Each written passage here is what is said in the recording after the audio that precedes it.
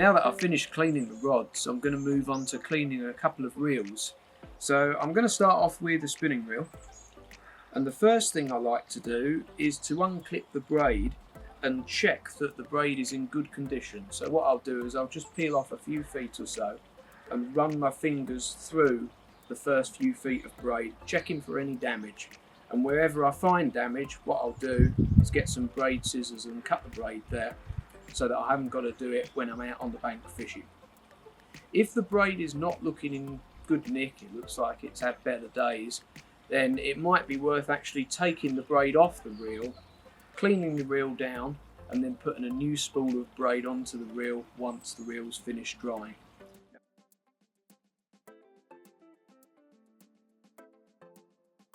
So what I'm going to do, start off by getting the J-cloth and just lightly soaking the reel. And once I've given it a soaking, what I'll do is I'm going to pick up a cotton bud, just give it a little bit of rinse in the water, and then use the cotton bud to get into any little fiddly areas, just like I would do on the rods really. So for example, around the bail arm, the drag, around the reel handle,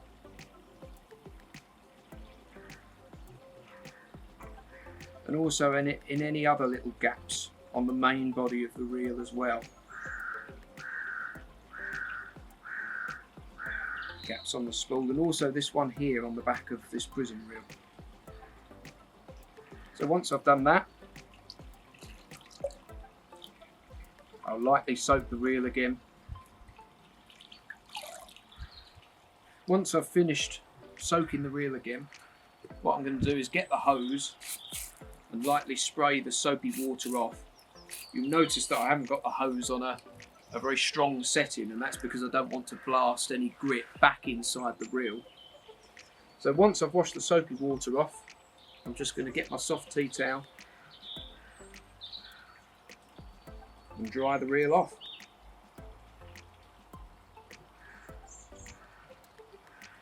And what I'll do now is I'll move on to a bait caster instead. So the reel I'll be cleaning next is one of the new loose reels. It's the BB1 Classic Speed Spool. Now the one thing to bear in mind when you're cleaning a bait caster or looking after a bait caster is to back the drag off after each use, because when you leave the drag really tight for long periods of time when you're not fishing, what will happen is that it puts a lot of pressure on the bearings and eventually wears them down. So always get into the habit of trying to undo the drag after each use, and it will prolong the life of your reel. So again, I'm just going to get my J-cloth, lightly soak the reel,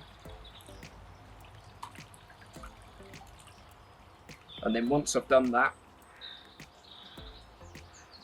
get a cotton bud and concentrate on any fiddly areas of the reel, making sure that I loosen up any grit that might be building up in certain areas. Let's give it another light soaking.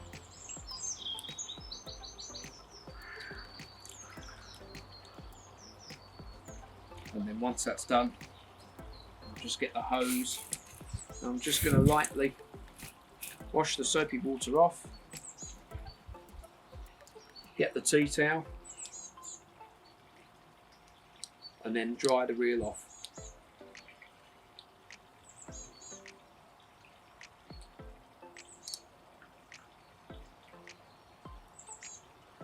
I'm just going to put that in the sun now and let that finish drying off, and then that'll all be good to go.